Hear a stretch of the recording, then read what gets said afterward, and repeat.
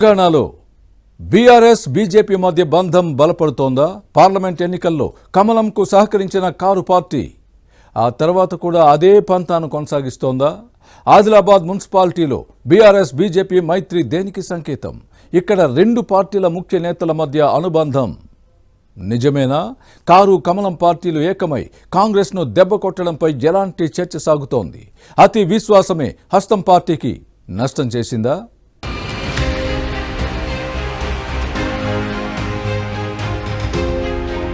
తెలంగాణలో కారు కమలం పార్టీల మధ్య బంధం ఉందన్న అంశంపై ఎప్పటినుంచో ప్రచారం జరుగుతోంది. లోపాయికారి అవగాహన ఉందనే అంశంపై విస్తృతంగా జనంలోకి వెళ్లింది. పార్లమెంటు ఎన్నికల ప్రచారంలో ముఖ్యమంత్రి రేవంత్ రెడ్డి ఈ విషయాన్ని ఎక్కువగా ఫోకస్ చేశారు. రెండు పార్టీలకు 8 చొప్పున సీట్లు వచ్చాయి. బీఆర్ఎస్ కు ఒక్క సీటు దక్కలేదు. కారు పార్టీ క్యాడర్ అంతా కమలం అభ్యర్థులకు ఓట్లు వేయడంతోనే ఇలా జరిగిందని పొలిటికల్ పండిట్స్ విశ్లేషించారు. ఇప్పుడు ఆదిలాబాద్ మున్సిపాలిటీలో జరిగిన అవిశ్వాసం అంశం రెండు పార్టీల బంధాన్ని మరోసారి రుజువు చేసిందంటున్నారు రాజకీయ విశ్లేషకులు. Adilabad municipal vice chairman Zaheer రంజానీపై బీఆర్ఎస్ ప్రవేశపెట్టిన అవిశ్వాసం నెగ్గింది. తమ పార్టీ నుంచి గెలిచి అసెంబ్లీ ఎన్నికల తర్వాత కాంగ్రెస్ లో చేరిన వైస్ చైర్మన్ పై బీఆర్ఎస్ రివెంజ్ తీర్చుకుంది. బీజేపీ మద్దతుతో జహీర్ ను పదవి నుంచి దించేసింది కారు పార్టీ. ఈ క్రమంలో అవిశ్వాసం వేగేందుకు విశ్వ ప్రయత్నాలు చేసి విఫలమైన అధికార కాంగ్రెస్ షాక్ గురైంది. మున్సిపాలిటీలో ఆధిపత్యం చాటుకున్న బీఆర్ఎస్ బీజేపీ శిబిరాల్లో జోష్ నెలకొంది. ఇదంతా కారు కమలం పార్టీల పొలిటికల్ గేమ్ లో భాగమనే చర్చ సాగుతోంది.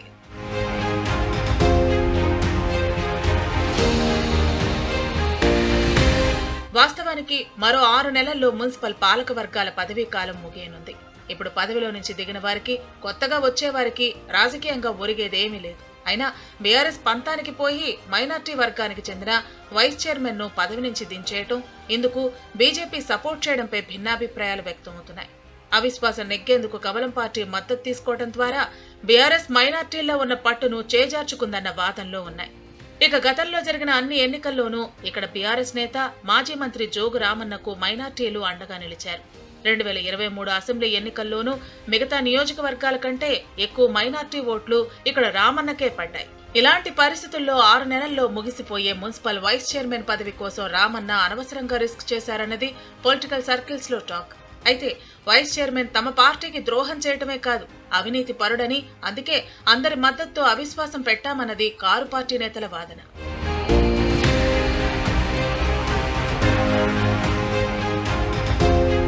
మరోవైపు బీఆర్ఎస్ బీజేపీ ఐక్యతపై కాంగ్రెస్ ఘాటు విమర్శలు చేసింది. గులాబీ పార్టీ జిల్లా అధ్యక్షుడు జోగు రామన్న, కాషాయ పార్టీ ఎమ్మెల్యే పాయల్ శంకర్ ఒకటేనని ఆరోపించింది. గురు శిష్యులైన ఈ ఇద్దరు వేర్వేరు పార్టీల్లో ఉన్న అన్ని ఎన్నికల్లో పరస్పరం సహకరించుకున్నారన్న వాదాన్ని వినిపించింది.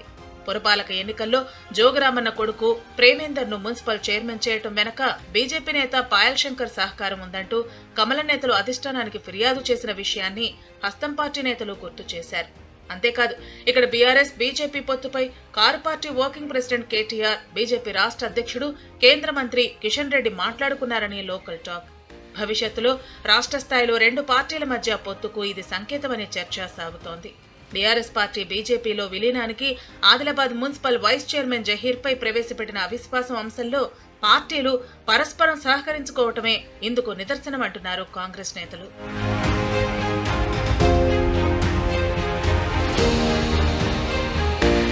మరోవైపు అవిశ్వాసం విషయంలో కాంగ్రెస్ చేసిన పొరపాట్లపైన ఆ పార్టీలో హాట్ గా చర్చ సాగుతోంది.